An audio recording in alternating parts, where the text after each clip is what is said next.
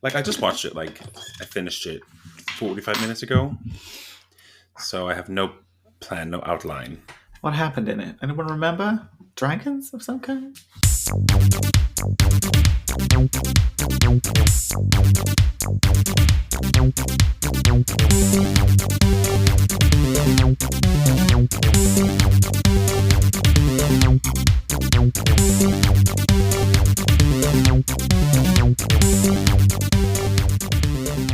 Hello and welcome to Incomplete Geeks, a gay geek podcast where we talk about all sorts of geeky things. Sometimes our knowledge is perfect, other times our knowledge can be a little bit Incomplete. That's right. I'm John. That's Nick. We're up here in this house. Don't be dragging our names through the mud as we hear today talking about House of the Dragon season 2. That's excellent. Did you just make that up? Yeah, of course I did. I don't know. Fantastic. It just used words from the title. That's, Yes, that is the joke. Well done. I do get it. I do understand. Yeah. If you haven't watched, at this point in time, first of all, happy summer solstice. Happy solstice, everyone. At the time of what a recording. lovely time. Yeah. And we're just going to be talking about our first impressions from the first episode of season 2 of House of the Dragon because A, we're super duper excited that it's back on. I'm so happy it's back. It can be my personality for the next 10 weeks. It's great. If you can't have something geeky to be your personality, then who are you, Nick? I don't even know. I don't know what I would do. So yeah, so this isn't going to be like, I mean, spoilers for the first episode. But if you're listening to this and you haven't seen it, that's okay. Like you can listen to it. Don't turn away. Although if you've clicked on it, then you probably have seen it already. So welcome to the podcast. So one episode down, and is it definitely going to be 10 again? Do we know?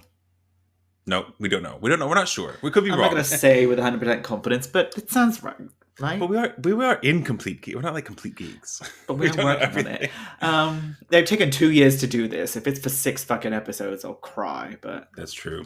I always wonder, why do they take so long? And it's because, I'm assuming it's because of the dragons, like the amount of CGI that they have to do. It's like a year to film it and a year to edit it for the CGI. Yeah, those actors are already a year older. Well, they're probably already starting filming season 3 or doing season 3 now. And probably. So then it's post-production that takes another year for all the dragon stuff. There's going to be some dragons in this show. There's a couple of dragons. Just a few. In the first episode, we've only got we got a few good glimpses of one. I did spot there's that one moment where she flies into the beach where she find the dragon wing, and you can see CGI. Her coming off the dragon was a bit messy sort of like, that's CGI. Why? That was CGI. CGI, Rhaenyra. That took me out of what a very dramatic moment, and I was like, oh, you didn't need to do that. You could have just had a close up of her getting off of like a cardboard horse. Exactly. Was money her wasted. Coming off, like, could you imagine her eyes like fixated on where she's going and it's just sort of like a CGI human weird. just kind of sliding down.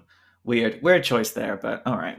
Well, but other than that, it looks great. That's the only one, and it wasn't the dragon that was the problem. It was Rhaenyra that was weirdly animated. The dragon looked fine. We have humans. Humans exist, so we don't need them to be CGI. Yeah. Okay, we just have make a stunt person jump up. Like CGI is great, leaps and bounds, but we who was it? Which film director was like known for using a lot of practical effects? Is it like a couple of them? David Fincher, maybe he does. Oh no, he does like CGI in like places you wouldn't expect it, and so you don't think of it, and so it looks good. Anyway, there's something when he did like the Social Network, and he was doing CGI on like the boat race or whatever it was, and people are like, "That's real." And they're like, "No, that's actually CGI." Anyway, side story. We're talking about House of the Dragon. So it starts in Winterfell. Yes, let's go. Which through the I episode. thought. Have you got a bullet point there? Did you find one? No, like a listicle. Okay, fine. We'll use the memories then. I'm gonna try. I've got a recap up, so I'll just scan it. Cool. But I thought, having listened to all these people for 2 years talk about their hopes and dreams for the future of the show, I thought this relationship between Jace and Cregan Stark was going to be a really big deal. Like, I had read the book, but it was like 6 years ago, so I can't remember a fucking thing. So I'm not helpful. But everyone's making out at this big moment and big homoerotic relationship between Jace and Cregan Stark. And he was in it for like 2 minutes and then gone. Is that what it's supposed to be from the books? We want to. If there's anything we can make, we're going to ship something. We're going to make something gay. And I'm pretty sure what people have said. Have you read the Fire and Blood book? Yes, but like 6 years ago. Okay, and fine. I don't remember. Because I haven't, although I've read the five Game of Thrones books. But I think doesn't matter. it gives you the overview and the background, and you know what happens at the end. So I know a couple of main things, which won't be a shock, but that's also fine. But it doesn't give you interpersonal relationships. It doesn't give you reactions, point of views, and that sort of stuff. It's very much like a Wikipedia history book, like a history, which is fun because it powers through 100 years, like in a couple of chapters. So even if you do read it, doesn't. I mean, it's like reading the Wikipedia article, like the plot points. Here's what happened, but you still want to watch it. You still want to watch it because you want to see those interpersonal reactions. You want to see the reason that people make these decisions, which is why I think this show is so good, because it knows that it's making its own story. It's a complete antithesis to Game of Thrones, which we were so concerned and built up to an ending. This is we already know the ending. What we're focusing on is the journey to that ending. Because, for instance, when Luke died, it would have been oh, Luke was killed by Vhagar, and that sent Rhaenyra into a rage. It would literally be a paragraph, but that whole sequence was fucking fantastic television that you just wouldn't get from it. Anyway. Yeah, so that was great, because actually I was thinking, when I started watching The Boys, which came out recently as well, the 4th season, and I was I don't remember a lot of what happened. I'm going to go watch a YouTube breakdown, not even a breakdown, just a recap of the first 3 seasons. And it brought up stuff, and I was like, oh yeah, I forgot about that. Oh yeah, I forgot about that. And then coming into this show to compare, I was like, we all know the last moments of the first season, the big dragon coming out. It's I did forget a lot of people's names though. So they're all the same name. It's all the same fucking name. Rhaenys, Rhaenyra, Rhaenys, whatever. But then and Daemon. But then the 2 kids, I forgot that. Okay, the king's Aegon, and then his brother's who? Oh, Aemond. No, it's Aemond. Is Aemond or Aemond? And then the 2 Rhaenyra's 2 sons. I don't remember either of their names. So because I always fuck that up, because they talk about Lucerys, which is Luke, the one who got chomped. Who's the younger one? Yes, right? Number 2. Right. But when other people say it, oh, this is for Lucerys, it sounds like Viserys, and I keep thinking they're talking about Paddy, and I'm like, wait, what? Yeah, the previous king. Oh, Lucerys, not Viserys. Fucking thing. And then the oldest sibling who we see in Winterfell in the beginning is Jacaerys, not Jaehaerys, Jacaerys. Oh right. Oh okay. Whatever. Because wasn't Jaehaerys the previous? He was the one who chose Viserys over Rhaenys, and he was the greatest Targaryen ruler. Everyone loved him, and he brought peace and unity and blah blah blah blah blah blah blah blah. Okay, good. So anyway, so a couple of boys up there. Jace has grown his hair out. He's a bit taller. And he's starting to look. Basically got rid of that shitty wig that he was forced to wear in season 1. I don't remember. And he's got his natural curls in, which he's looking more grown up and more acceptable to which reminds me as well, because even though you've got, I didn't know if that, I don't know who that Stark was, but I'm assuming he's the Lord Cregan Stark. Cregan, Craig. I think they say Cregan. An American would say Cregan. They say it in the episode. Bitch. Cregan. Well, I shall say Cregan until corrected. Not like Craig, but Cray. Cregan or Cragan. I don't know. Whatever. Cregan. It's the Northerners. Anyway, we'll find out. I think one of them says I can't do a Northern accent. One of them does a proper sort of int north, that kind of int north, yeah. Which is great. Okay, because I forget, because they explicitly say it, not exposition wise. They say oh yeah, because you're dragon, blah blah blah blah. And I was like, oh, he's a Targaryen. Oh yeah, of course, he's a dark haired Targaryen because he's blah blah blah blah. So it brought all that back to me really well. And then they go up to the wall, and he gets stunned by looking north, and I said to Tom, I was like, why do White Walkers exist this early? And he was like, what else do you think they're guarding against? It wasn't just literally the wildlings, whatever. But it was a good point, because we remember that. We remember the wall. We remember the sort of opening on Winterfell was quite good, because that's exactly how Game of Thrones started, season 1. It was really effective. I liked it. And they get the Raven about the news of his brother. That was a really good moment. It was. But then we go to somewhere else. Did we go back to King's Landing? Is it? Well, there's a little bit. Was it Daemon? Oh, I think it's Daemon and Rhaenys is the next bit where they're in the Dragonstone and she's just landed and they have that conversation where he's like, "Come on, we're going flying," and that sort of stuff, and she's like, "Shut the fuck up." I think it as well. I remember. Tell me if I could be wrong. Obviously, yeah, you will never hear me say that ever. What? But aside from the big dragon who did murder Vhagar, I think hers is the next biggest. Meleys. There is. I think there's one that's missing, which might have been the one that in season 1 he was like flaming in that one. Vermithor, I think, is a big one as well. Mm-hmm. Meleys is quite old as well, so she'll be. Rhaenys' dragon is quite old as well, so she'll be quite. So that's the biggest one on that side. I think on their side, yeah. And I think that is Vhagar the one that is the last is something about the last kings. It was the last king's dragon, or was it Jaehaerys was the last one to ride? Was it Jaehaerys? No. Viserys, Paddy rode Balerion before he died, like 3 times, and then he died. Like he barely got on him, but that was it. I know some relationships like that. Tell me about it. Barely got on, and then he just then it died. The other day. So Daemon's being a dick.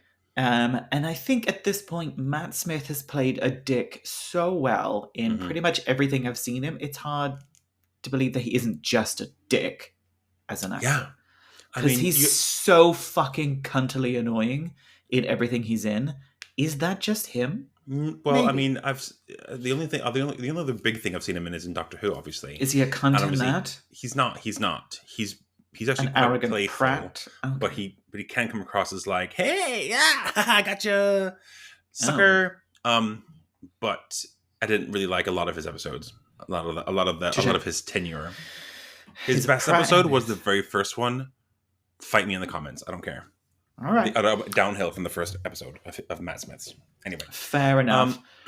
So they have their little fight saying that Rhaenyra needs to see a body in order to start mourning. She reminds him that my daughter, your ex-wife, died. I had to mourn her too. Oh, yeah. I love that. The bit at the end where he says, he's like, I don't know, trying to command her or something, and she just walks off. It's like, "Oh, but were you the king?" Would you? Yeah, exactly. That was a good line. Fuck you, Daemon. I hate you. Rhaenys so I forget. Forever. So who is okay? So all of it. She lost both of her children. Yes. Except we know that the boy, the gay one, he's Laenor, he's off. Yeah.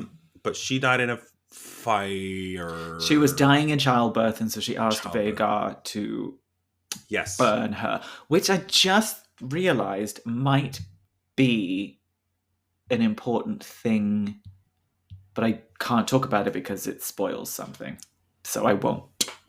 Okay, fine. Say it. Don't mention it. But then who is? In 4 years' time, we'll come back to this podcast, and I'll be like, I got it right. And it'll be big and famous, and it'll be worldwide, and everyone's, millions of listeners. But who is... Okay, we'll come back to this moment, but flash forward to when they finally burn a pyre in honor of Luke, and there's another daughter, another silver-haired, black-skinned daughter. Was that meant to be like his betrothed or something like that? Because that was kind of the arrangement.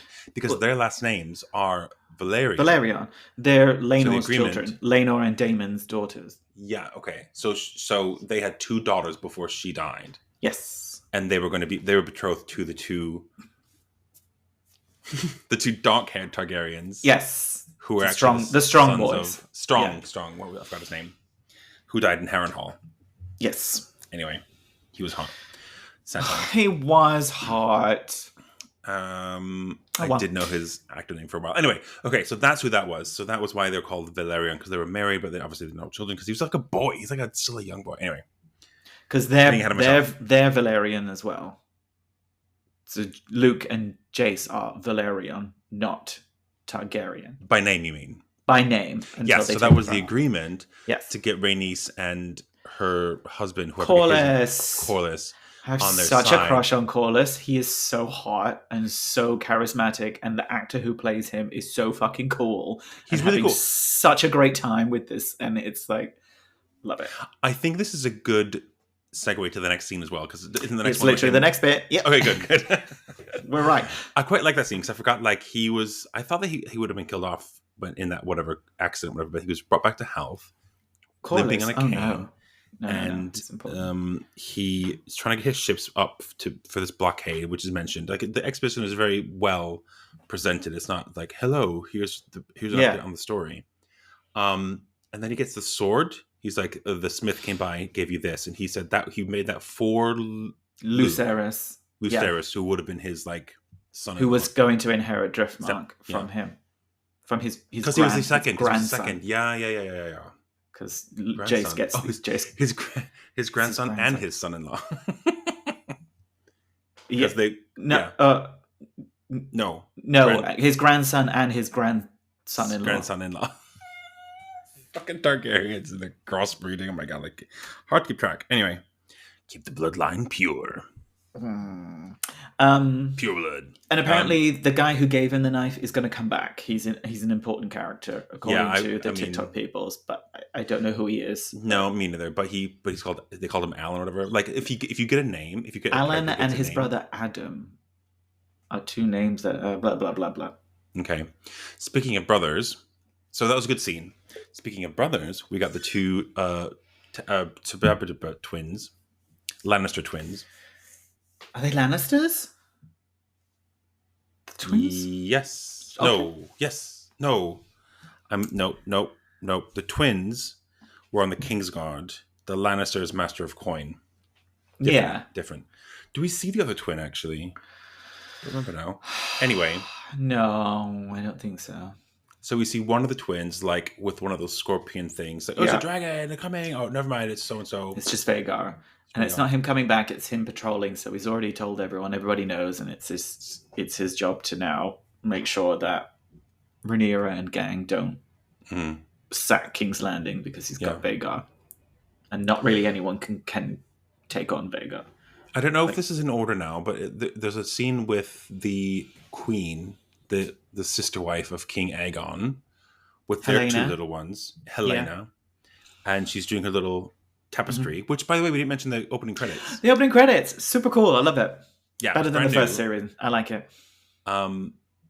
Different, and I'm sure like eagle-eyed viewers will like, I'll have to watch one of those breakdowns, like, oh, that's so and so, and that's so and so, and that's so and so. Apparently, it's the story of it. No, just when you rewatch it, you'll see it next time. It was a lot of faces from the previous season, right? That's what I'm assuming. So it's telling you the story up to date. I think it tells you all the Targaryen story from Aegon's conquest. That's what I've heard. So we'll check. Okay, because in the first season, it was all the bloodlines running through, and with each episode that went on, like, little edits were added. So like when two characters got married, then those bloodlines crossed, and like the house symbol would be different, whatever. But it was so quickly that it wasn't, you'd have to like pause it. Like, it's like people who make those things, they know that people are going to pause and say, oh, did you catch that? Did you catch that? That means this, that means that. And there's 3 there because they have 3 children, blah, blah, blah, blah, blah. And I'm just like, I just want to watch the show. I just want to watch the show, guys. Yeah. But also, I do love that. Great. I do love it, yeah. But I'm not going to spend too much time on it. Yeah. But it looked really good. So she's tapestry with her, handmaidens, whatever. The king comes in and is like, where's my son? I want to bring him to the small council because he's going to be king one day. And she says something like, I'm afraid of the rats. I'm afraid. And he's like, oh, don't worry. The dragons are going to protect us. She's like, no. I'm afraid of the rats. She's got I remember something in the first season about her. I don't know if it's like she's like precognitive in a way. Dragon dreams. Some Targaryens are in the books. Yeah. Daenerys is dragon dreams to like that, doesn't she? Well, hers are more like prophecies, visions. They don't always come to pass, but there's still 2 more books, so we don't know. Well, we'll see. Maybe she's got some connection to animals and vermin and creatures like that as well. She's also just weird, and I love it. I love a weird character. She plays it so well, whilst at the same time being really sweet. Like in the scene later, obviously, you really feel for her, and she plays it really well. She's not weird and like, oh god, gross. She's just seems, compared to her asshole brother and her psycho brother, she's just weird but sweet. So we'll see how long that lasts. She's definitely not overplaying it. No, I don't think so. and you're right. It's easy to do that with these weird ass characters to be over the top. Look at me, I'm kooky. Exactly. So that was interesting. And then we go to the small council, which is the boringest scene in the whole. Well, we also have Allison getting eaten out by Kristen Cole. So I'm gonna forget. So I'm really pleased. I'm really pleased she's banging someone and banging someone hot for a change. But he's gross as a human, but still hot to look at. So didn't he stab somebody in the first season or something? I forget. He beat the shit out of, literally beat Laenor's boyfriend to death. Oh, and was allowed to, even though he was like, anyway. And he died then. Yes, he squashed his face into nothingness. And poor Laenor. Poor Laenor. Poor Laenor. He's hot, but I want him to die. I'm so excited for him to die. Everybody dies, so, you know. Yeah, well, everybody dies eventually. It's true. That was a great... I mean, it was gross, but it was like, it was great. And it was also a way to make both actors are crazy hot, but it was so uncomfortable. It was not sexy at all. The two of them hooking up. You're like, I'm not like it. And then that weird guy whose name I think is like Maris or it's like Varys. And he was like, I came by to have a word with you before, but you were indisposed. I'm like, I was so worried. I was so worried it was going to be him underneath her skirt. I don't think I could have handled that. He's the one into feet, right? He is the one into feet, yes. Yeah, that's correct. So that was interesting. He's got a role to play, obviously, as well. I mean, he killed Harwin Strong, so he's definitely going to be doing some of the dirty work. And so he implies that two of her new handmaidens are under his control, kind of. Of her handmaidens? Oh, yeah. Okay. Like, I got rid of... He mentions... So and so. I don't remember who. And two more people are now in like Flynn. And are going to be much better. Ugh. She's like, thanks. Gross. Ugh, he's going to be awful. Okay. Yeah. Small council. Jaehaerys ride him like a horsey pony ride. That's ride him like a pony. All that kind of stuff. You want the master of coin to be your pony, your steed. He's like, just kind of just showing that they're a fucking mess. These guys, like they've been planning this takeover or whatever for years apparently, and it's just a mess. Like no one can agree. No one's in charge. This idiot is in charge. They worked so hard to put him there, and even when they talk later on, when Alicent and Otto are talking. Yeah. They're like, he's going to get bored of this and then we can do, take over. It's like, all of this it's stupid. It's awful. And I've seen a lot of that in the first 3 episodes of The Boys as well, where this is that one person who's got all the control and just ordering their minions to do stupid shit. And it's like, again. Yeah, I've stopped watching The Boys. I couldn't finish the first episode. I don't think I'm interested in it anymore. It's just too... I'll tell you if anything interesting happens. I'm alright. I just don't care. It's gone on too long, and the shock value of ripping people's faces off, I'm like, it's not satisfying. There's a really cool moment in the 3rd episode as well on the ice rink, but I won't say anything. Oh no, I'm not into it. Although Frenchie's hot, and I'm glad he's gay, so that's cool. Frenchie's so hot. He's so hot. Haircut. Oh, so hot! Like more so than before. Wait, will you tell me if there's a sex scene, and I'll note the time so I can go and watch it? Yes, I mean I've seen the first 3 episodes, and there's a lot of there's some snogging, and there's like a bedroom, post in the morning when one of them gets up and sneaks out, kind of. Oh no, I want bonking. Let me know if there's. I'll tell you. Thank you. So anyway. Everyone's awful. Small council. Different ideas, fine. Boring. Is the next one the petitions to the king? Or do we go back to my listicles stops there? Like that's not the end of the episode. We really whatever. Need to keep going. We don't have to recap every. No, I know. I don't want to forget something that's important, and we go back and forth. But like Aegon trying to be on the throne and do stuff. It does seem like he's trying, so at least he's not cruel. Yeah, it's a good point because he's trying to be a benevolent king. He's you can have your sheep back. Sorry about that. Oh no, you can't have your sheep back. Oh. And his granddad is like, oh no, you can do those. On second thought. Again, it just kind of highlights that the pointlessness of this whole thing because he's a rubbish king, and what's and doesn't even really want him. No, he never wanted it. He said that last season, didn't he? He's like, I don't want this. You do it, but he can't. Yeah, it's not that. So there's a scene on the beach as well, roundabout here, when Rhaenyra finds the dragon wing. And what I'm assuming is, I don't know if there's any remains. It's not clear, but no, it's like his cloak or something like that, isn't it? Which looks very well laundered, by the way. So well done to the props team for keeping it laundered. Not like it's been through a dragon's gullet. But she has her moment, and then when she comes back into her throne area, which I'm assuming is on Dragonstone,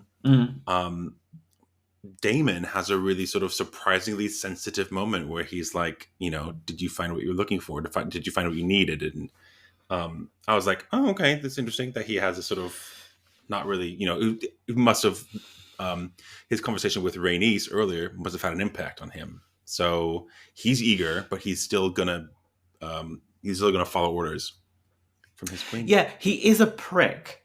Oh no, wait, he strangled her. I was about to say, but he still follows Rhaenyra. But he did try and strangle her last season, which seems he's got a fiery temper. Yeah, I don't think you can dismiss that as fiery. But the thing is, as soon as she says, "I want Aemond," and that's it into action. Boom. Yes. Is there anything else? Is there anything else? Anything else on Dragonstone? She doesn't do much. No. However, it's true. Emma Darcy doesn't say much in this episode. I think they have is that their only line? They don't say anything. They don't say anything on the beach. They don't say anything to anybody else. And then that's it. Aemond Targaryen. I want Aemond Targaryen. And then they leave. Then walks off. Perfect. But brilliant. Such a good actor. I really I love watching the press tour of them all together, all four of them and that sort of stuff. And they're so cute together and such a unique energy. And they play really, Negroni well. With a exactly. With a, what was it? Negroni Spagliata. Spagliata. Prosecco in it. Stunning. Oh, stunning. Anyway, so that's 2 years old. Stop mentioning it. I know. Why are we so obsessed? Right. So Daemon takes that and runs with it. Is there anything else? I'm trying to think of. There's like a brief moment in, I'm assuming Aegon's bedroom with him and Kristen Cole debating. No. The plotting. Aemond and they're plotting, and then Otto comes. All this kind of stuff. Again, kind of showing that the Greens are a fucking mess. And no one's agreed on what they want to do. No one's really sure of what the fuck's going to happen. Like, who could be trusted? Aegon's going to be a rubbish king. Aemond is clearly a psychopath and going to do whatever the fuck he wants. Otto is a cunt and just wants to control everything. So it's just highlighting what a fucking shit show that is. He does have really well. He did have an interesting line though, where he says like Aegon, my brother, is under the influence of my mother and my grandsire because they still believe that it's possible not to have a war, which isn't really true. It's because they do. I mean, I think Allison probably wishes there was another way. They don't want to fight. They're both aware that this is the only way to sort of. But it's this is their point. Their time to do that. This is where Rhaenyra was at the end of last season. She was like, I'm not sending the dragons in. They'll just be ash. I'm not interested in that route. And then they did this. Then they killed Luke. This is where they are now. It's like, we don't want to fight. Alicent's like, I don't want to kill everyone. There's no point. Blah, blah, blah. And then this episode happens. Which Otto brushes it off as a young person's caprice. Oh well, it was an error. Now we have to play the cards as we're dealt with. Like, it's not you can call it caprice. It was like, it's not caprice. This guy's your bastard of a grandchild. Murder. Yeah, is not on a tight enough leash. So into the blood and cheese. Before this, how does he get there? On a boat? No, he gets information from the White Worm, who's this woman. Yeah. With that weird French accent. Yeah. That's the twin. That's the other twin. Because there's a moment where he's like, where Daemon's like, did you abandon your post as Kingsguard? That's the twin. Anyway.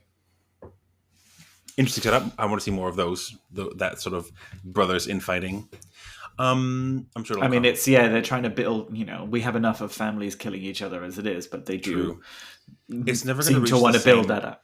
It's never going to reach the same heights as the Mountain and the Hound. Well, I think it will, because there's some big fights coming in later seasons. It will be bigger than the Mountain and the Hound. It'll probably be more emotional because the Mountain was just like, well, he ended up as a zombie, and it's like spoilers for Game of Thrones show, but don't watch those last seasons. But that's why they wanted it, because it was just bizarre, bonkers by the end of it. We'll see where this goes. I'm interested. Wait. Also, I'm pretty sure it's one actor. Are the twins? Nope, they're twins. There's one actor who was in the first season of Game of Thrones. He's a very tall chap, and I think he's in this show again. How does that work? I don't know. Different characters, obviously. Okay. He's very sort of... I'll look it up. No, I'll text you later. Cut this bit out. It's fine.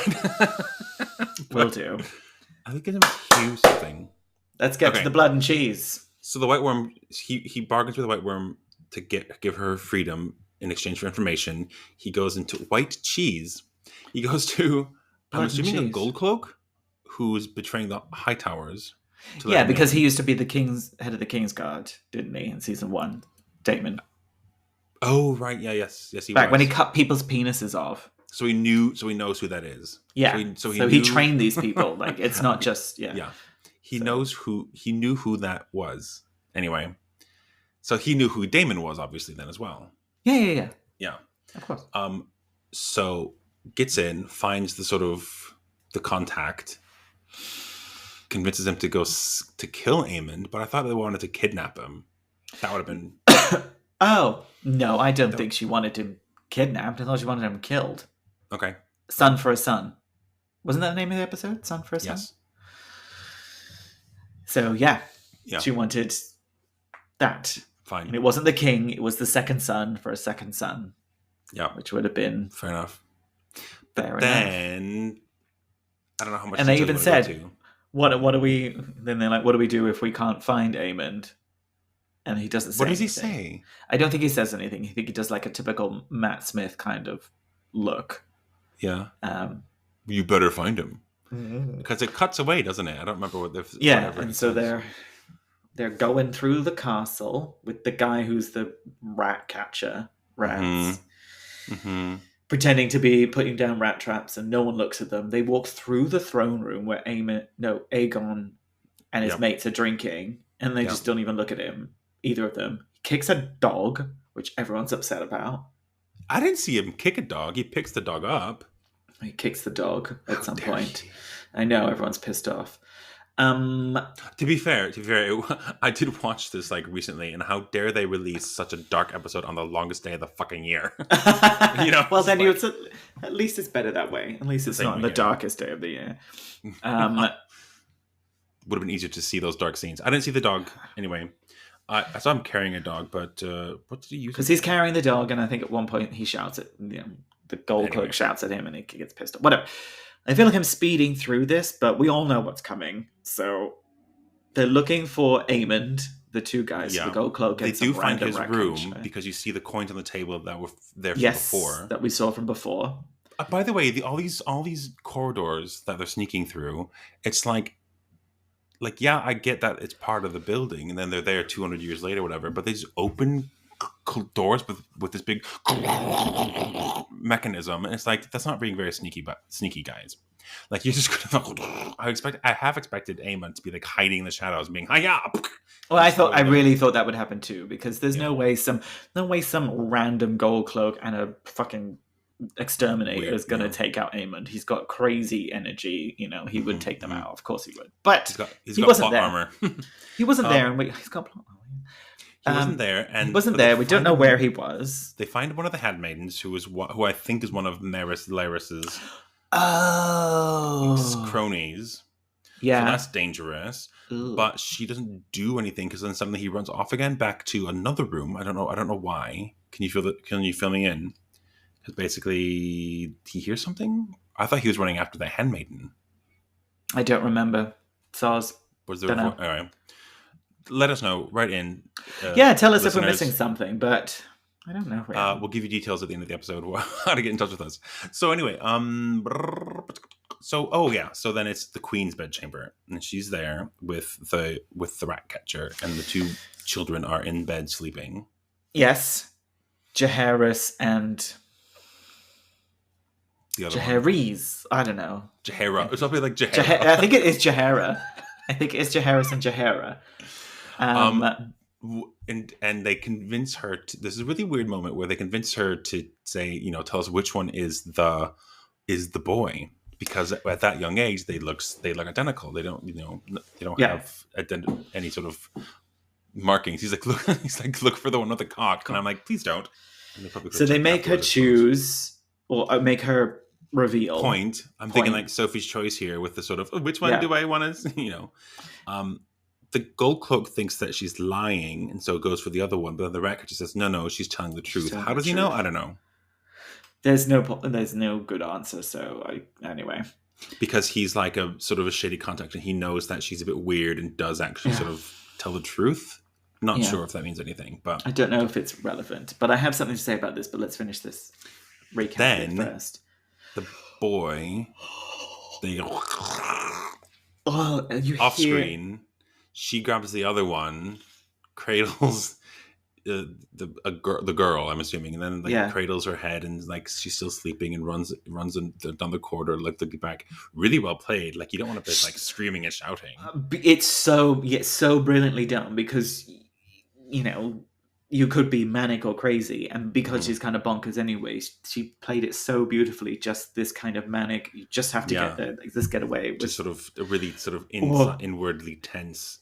And you hear the horrible sound squelching, of them cutting the baby's head off. Ugh. Ugh. And then pops into Mum's room, where she's bonking Christian again. I couldn't tell if it was Christian or not. Didn't she say earlier, like, we can't do this again? Yeah, and then she bonked him again because you would. Maybe to be fair, they weren't doing that again. Oh yeah, that's true. They were just, she was riding him. We can't do anything again. This card has been played. We'll do something else next time. Next time we've done that one. Next time I'll be on my knees. You're anal. God. Yes, and like it doesn't faze Helena at all. And the last line of the episode is, they killed the boy. So, confirm that it was him? Yes.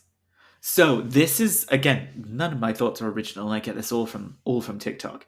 We are an aggregate, sort of. That's a nice way of thinking. Grab the information, deliver it to our listeners. So, in the books, there are two boys. So, it's Jaehaerys and Maelor. So, Aegon has two sons. And okay.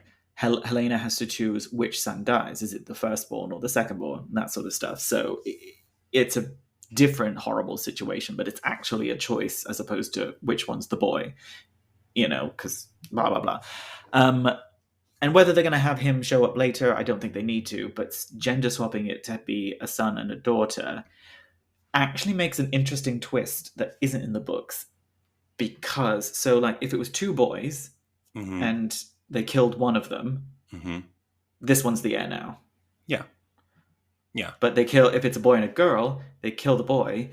The daughter cannot be the heir, because if they recognize that line of legitimacy, that denounces his claim, and Rhaenyra should be the heir. They cannot let the daughter be the heir, because it devoids his entire reason for taking the throne in the first place. So it adds that extra. The heir would go back to Daemon then. Well, no, if you can make the heir a woman, then Rhaenyra, there's no reason, there's no legitimacy to your claim. If you can say it's your firstborn daughter, then you have to give it back to Rhaenyra. So, it would be his brother who is the heir then. Yes, so he has to make Aemon the heir, which makes it even more crazy and all. Because he wanted to give Aemon the crown anyway. Yeah. Although he would be crazy, he'd be evil. So I think that's a change from the books that purists probably won't like, but I think that's a fun mix it up twist. The book isn't a definitive source anyway, so also the book is one, and I love I love the book fans. I love hearing about the lore. There's so much more to it. But if you're a comic book fan, you've had to deal with this shit for decades.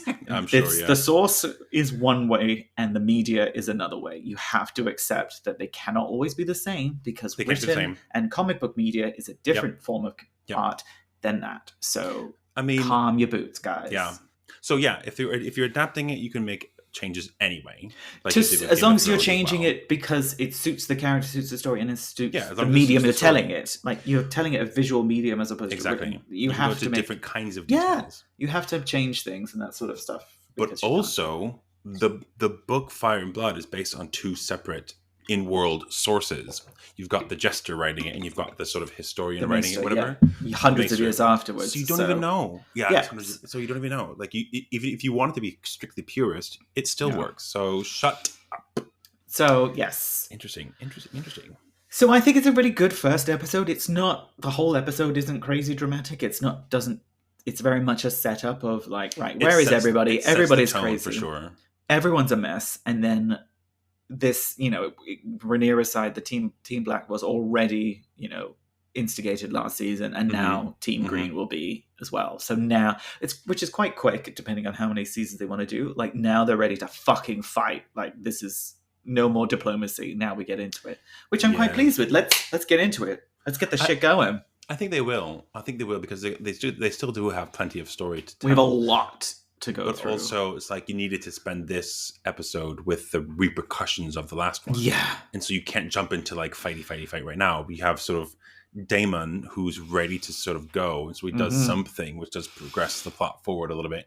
But you've got Rhaenyra who needs time to grieve, who's time to sort of process everything. And there's also a scene with her when Jace comes back. Really oh my god, it was beautiful. What great little actors they are. Again, Rhaenyra didn't say anything. Yeah, she doesn't, does she? Did she not say anything to like the handmaiden or whatever, so like leave us be or whatever? I don't know. Brilliant acting. If we're wrong, dear listener, let us know. Tell us we're idiots. It's great fun. Write in at incompletegeekspodcast@gmail.com or contact us on the socials at TikTok and Instagram. Send us a message at incompletegeeks. So I like how he's like trying to be like he's still going by duty and be like he's trying to be Lord, Lady Jade, professional and like how you would this is a long-term battle, that sort of stuff, but also showing that this is going to destroy him and the connection he has with his mother. They're both very human and that sort of stuff, rather than just being cold and stoic about it. And at the same time, isn't it crossed with Alicent in the Sept? Lighting candles for people who passed away, and so she lights one for I think some Florent, who I'm assuming is like one of her Hightower relatives, and then Viserys, I'm assuming, and then she like ponders if she should light the third one for Lucerys Velaryon, which she does eventually do. So that's an insight as well into her. Like she does hope that it didn't happen. It's such a complicated situation. It just shows that, which it would be. Of course it is. It's horrible. All of this is horrible, and it just ends horribly. Mm-hmm. It's such a great opportunity to show all these characters just being destroyed by this whole situation, by beliefs or patriarchy or fucking pride and all that kind of stuff. It's just fucking great. I'm excited. That's good. So yeah, I'm pleased. And I had to buy a fucking Sky membership just to watch it. Which is fine. We found other things to watch as well. But more money. Hey, it's worth it. Just cancel it when you're done. I mean, I did buy Disney Plus for WandaVision. Let's be honest. Yeah, then I kept it. I've cancelled mine now after X-Men 97. So, what else? I talked about nothing else. It's not. It's just the principle of it to have them all running. I've got more to watch. Anyway, so that's good. I'm excited. We probably won't do any more individual episode flashbacks. I don't want to beat this over the head. We'll do the finale to kind of wrap up. I'm really because I also don't want to. I don't want to have to be watching it, thinking about what I'm going to do for the podcast. If anything big happens, we'll mention it in a geekery of the weekery or something. Yes. So stay tuned. Stay tuned for our brilliant insights where we don't really remember anything. But I know, right? It's great. If you want to hear two idiots chat about Game of Thrones, House of the Dragon, or any sort of stuff, Please hit that follow or whatever button, subscribe, and subscribe on all the platforms to hear our ridiculously flawed takes and hilariously recounts inane and inept feedback about gays that we see. Yes, and give us a 5-star rating while you're there. And please share any gay content that you think is coming up. So if there's stuff we've missed, like gay subtext that's in the books that it's missed out, or we know stuff that's coming up, so we need to be prepared for it. I definitely want to know about that, because I don't know where everything is. I don't remember what's happened in the books. We're not complete geeks. We're working on it. We really are. See you next time. Bye-bye.